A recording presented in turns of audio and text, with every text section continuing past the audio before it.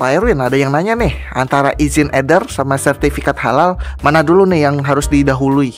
Oke, izin edar atau sertifikat halal berarti di sini asumsi saya di sini adalah produk makanan minuman ya.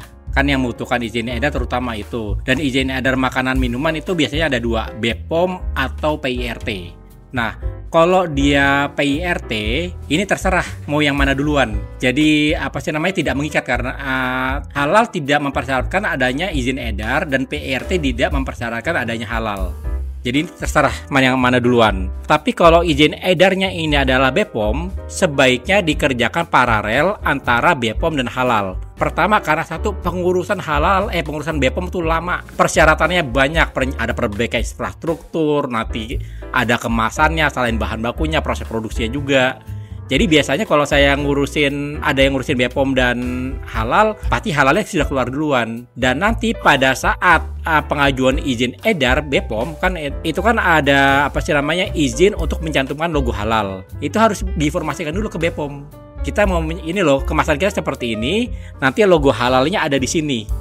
Nah itu harus dapat persetujuan dulu dari BPOM. Kalau di PRT nggak ada seperti itu. Nah makanya kalau izin edarnya itu dari BPOM, halal dulu atau paling nggak bersamaan lah karena proses BPOM itu lama sekali. Iya. Saya ada kenalan nih, yang katanya tuh ngurus sertifikat halalnya sampai setahun tuh Pak. Itu gimana itu Pak? Wah, jawabannya satu, saya nggak tahu. Saya harus kenalan dulu sama kenalan Anda, nanya dulu. Tapi biasanya saat mandek, karena pasti ada persyaratan atau ada prosedur yang tidak ditempuh dengan benar. Misalkan satu, bahan bakunya bermasalah dan mereka kesulitan untuk mencari ganti bahan baku tersebut. Atau yang kedua, mereka nggak tahu prosedur pengurusannya seperti apa. Ya misalkan mereka sudah input data ke si halal. Habis itu dari verifikator BPJPH-nya itu di-reject karena ada kekurangan data. Dan mereka tidak memonitor itu.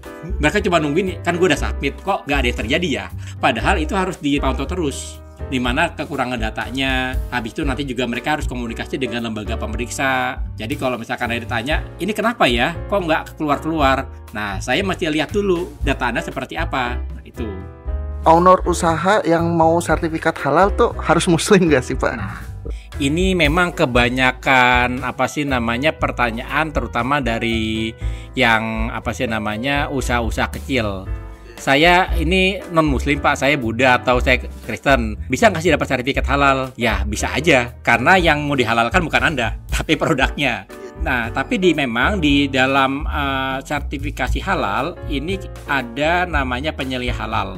Penyelih halal itu adalah perusahaan atau orang yang dipercayakan perusahaan untuk penjamin kehalalan proses produksinya. Oh, kayak monitor ya? Iya, penyelih halal ini berdasarkan undang-undang memang diwajib muslim. Oh. Jadi wajib muslim dan dia wajib ikut pelatihan juga. Nah biasanya saya dijadikan penyelih halal atau ada juga orang-orang atau perusahaan-perusahaan yang secara internal mereka menunjuk karyawannya yang beragama Islam dan diikut sertakan ke pelatihan untuk dapat sertifikat penyelih halal. Berarti nggak harus ownernya yang muslim ya, berarti karyawannya juga nggak apa-apa? Nggak harus, kan banyak sekali ya perusahaan PMA dari Cina, dari Jepang. Ya masa mereka harus login dulu sih. Kalau mau login lebih bagus loh. Terus sertifikat halal ini perlu diperpanjang nggak sih? Nah, sertifikat halal ini semenjak tahun 2023 itu di UU Cipta Kerja itu dinyatakan bahwa sertifikat halal ini berlaku selamanya kecuali ada perubahan bahan baku. Jadi ibarat kata ini tidak ada masa berlakunya kecuali bahan bakunya berubah. Kalau bahan bakunya berubah itu harus dilaporkan.